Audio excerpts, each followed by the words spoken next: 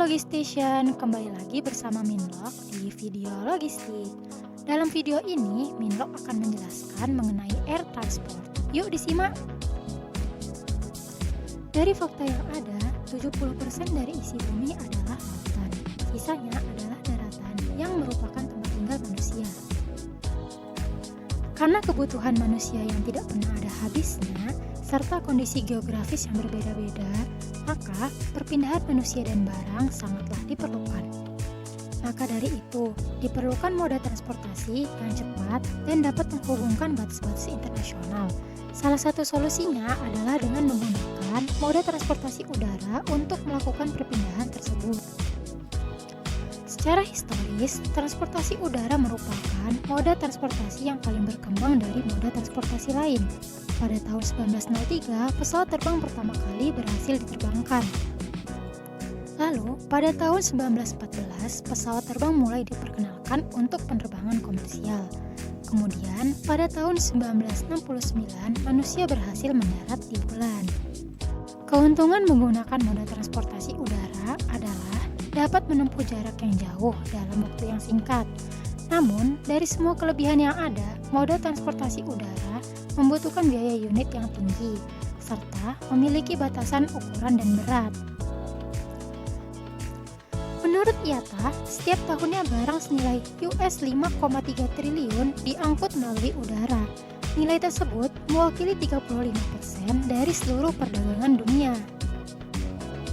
Gimana nih Logistation? Apakah sudah mulai familiar mengenai moda transportasi udara? Jika sudah, mari kita lanjut ke pembahasan selanjutnya yuk. Pemerintah menaruh minat yang besar terhadap industri transportasi udara, dikarenakan masalah militer dan potensi serangan udara oleh kekuatan militer asing. Hal ini menyebabkan muncul banyak perjanjian internasional, seperti perjanjian dan pembatasan nasional mengenai akses jalur perdagangan, hak terbang, hingga pengangkutan jenis kargo. IATA atau International Air Transport Association bekerjasama dengan Airlines for America atau A4A dalam menetapkan banyak standar operasi untuk industri seperti standar keselamatan, keamanan, pelatihan beban unit perangkat atau ULD, dan lainnya.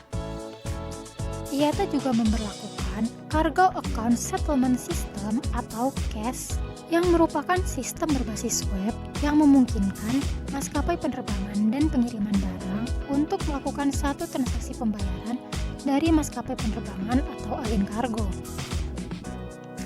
Pada tahun 2012, sistem ini mengurangi beban dokumen dan dapat memproses 82 operasi ekspor, 10 operasi impor, 3 operasi domestik.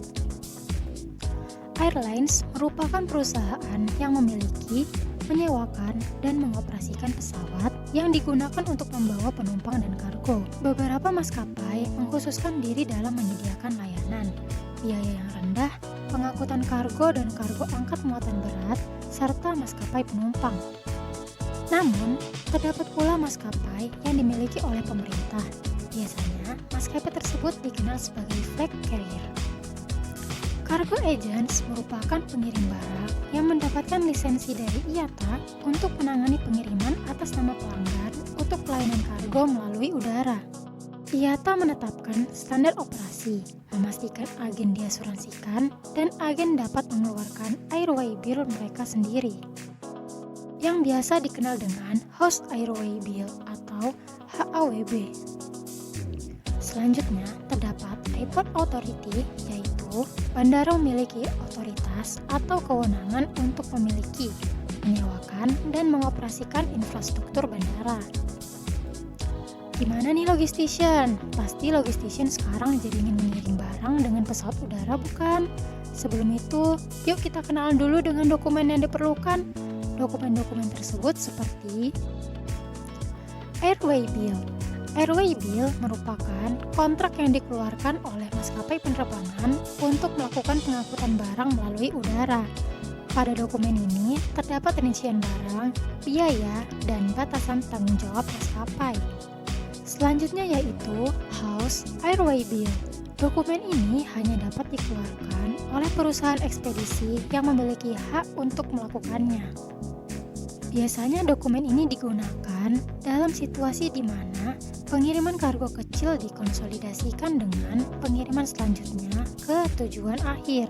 Pengiriman yang dikonsolidasikan akan dirinci dalam Master Airway Bill atau MAWB. Kemudian terdapat packing list yang merupakan daftar terperinci dari semua barang yang akan diangkut. Packing list biasanya berisikan deskripsi singkat mengenai barang, yaitu berat, panjang, lebar, tinggi setiap item, dan beberapa banyak item yang ada pada setiap paket. Selanjutnya, ada commercial invoice, yang merupakan dokumen yang dibuat oleh penjual untuk menetapkan berat barang, jumlah barang, deskripsi barang, dan harga barang yang dijual. Dan terakhir, terdapat Certificate of Origin yang merupakan dokumen yang dikeluarkan oleh badan sertifikasi yang menetapkan asal barang yang diangkut. Dokumen ini biasanya diminta oleh otoritas pabean di tujuan akhir karena tarif perdagangan, perjanjian perdagangan internasional, atau embargo perdagangan dengan negara tertentu. Setelah membahas mengenai dokumen, pasti sekarang logistician penasaran dengan biaya pengirimannya. Daripada penasaran terus, yuk kita bahas. Besaran biaya pengiriman barang atau air freight pricing, di mana sebuah barang memiliki jumlah yang berbeda-beda sesuai dengan negara yang dituju dan cara pengiriman barang. Prinsip dasar yang digunakan untuk mengukur dimensi kargo didasarkan pada rumus volume kargo, yaitu panjang dikali lebar dikali tinggi.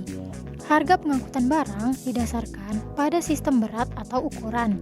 Jika berat lebih tinggi dari volume, maka berat akan menjadi dasar harga dan berlaku sebaliknya. Sebagai contoh, terdapat kargo yang memiliki berat 150 kg dengan dimensi 120 cm dikali 80 cm dikali 50 cm. Maka, diketahui volume kargo adalah 1,2 meter dikali 0,8 meter dikali 0,5 meter sama dengan 0,48 meter kubik. Tarif angkutan udara dihitung dengan mengalihkan tarif kilogram yang disepakati untuk muatan barang, yaitu sebesar 167 kg. Maka, berat yang dikenakan adalah 0,48 meter kubik dikali 167 kg. Didapatkan hasilnya yaitu 80 kg. Atau, penghitungan biaya juga dapat dilakukan dengan menghitung volumetrik dengan rumus volume dalam sentimeter dibagi 6.000. Maka dapat dihitung 120 cm dikali 80 cm dikali 50 cm dibagi 6.000 sama dengan 80 kg. Dikarenakan berat lebih besar dari volume, maka biaya yang digunakan adalah biaya berdasarkan berat, yaitu 150 kg. Cukup sekian penjelasan dari air transport. Sampai ketemu pada video selanjutnya.